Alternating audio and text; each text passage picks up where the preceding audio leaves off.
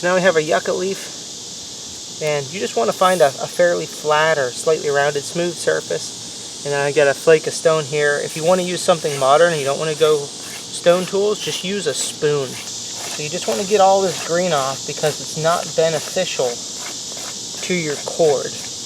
And all it's going to do is clog everything up. So just scrape all that off, and it helps separate all these fibers. And as soon as it's good and clean, we'll be ready to start making a cord. Now you can dry this a little bit. I feel like it makes a little bit better cordage if you dry it first. And it doesn't take long, maybe an hour or two. When you get it's too dry, it becomes harder to twist, but when it's too wet, it seems to make loose cordage because you can twist it while it's green, but then as it dries, it actually loosens up, which is opposite of sinew. Where sinew gets tighter, this kind of gets looser as it dries. So scrape it down, and when it is dry, then essentially you can just peel it apart like you would back sinew, and it's the same process. So what I do is I'll pull a piece off, and then I try to switch directions whenever I lay it down in a bundle. So you have some of your thicker ends that are at the bottom, they switch directions. Just so you randomly pick them up, they're not always facing the same exact way. Is it totally necessary? I am not sure, but that's the way that I like to do it. So there you go, and then we're ready to go ahead and twist into cord.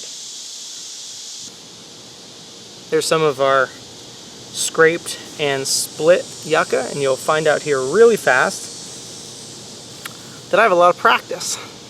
I got about 35 feet of yucca cord I've been working on, and it's very, very strong.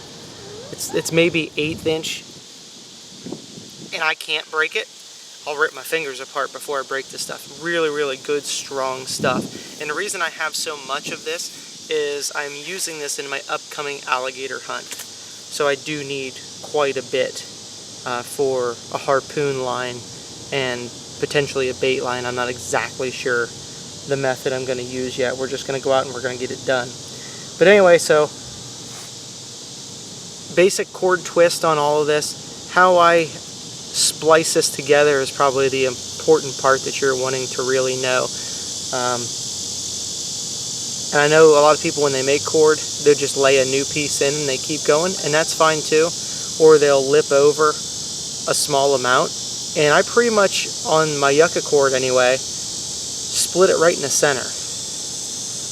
And the reason is I can just go down another inch, and then I grab another piece and I lay it in, and then twist that in, and I can get a few turns in, and then I grab another piece and I lay that in. And you can feel, especially after a while when you do so much, you get a feel for when it starts to thin out, and then that's when you get a new piece. So right now I've got a nice long section that's not thinning out, and then I can see that I'm running out. A lot of my tail ends are running out, and before I run out I want to go ahead and start splicing in that other piece. That's what makes it so strong. And again, it's just a really simple cord twist, and of course this is backwards to how you would really want to watch it for instruction, because you're seeing it in a different perspective than I am. But the top bundle you twist away, okay, and the bottom one you twist back over. So,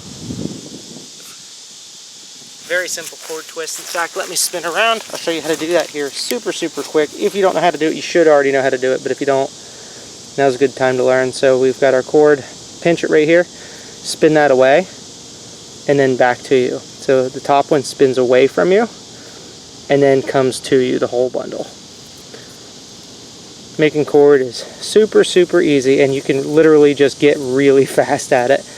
And you need to be if you're going to make 35 or so feet. So, well, it should be pretty self-explanatory, and hopefully you get to see me use this on a future video to help in taking an alligator. So thanks for watching, and if you are new here, please consider subscribing, as we like to make a habit of doing videos just like this one.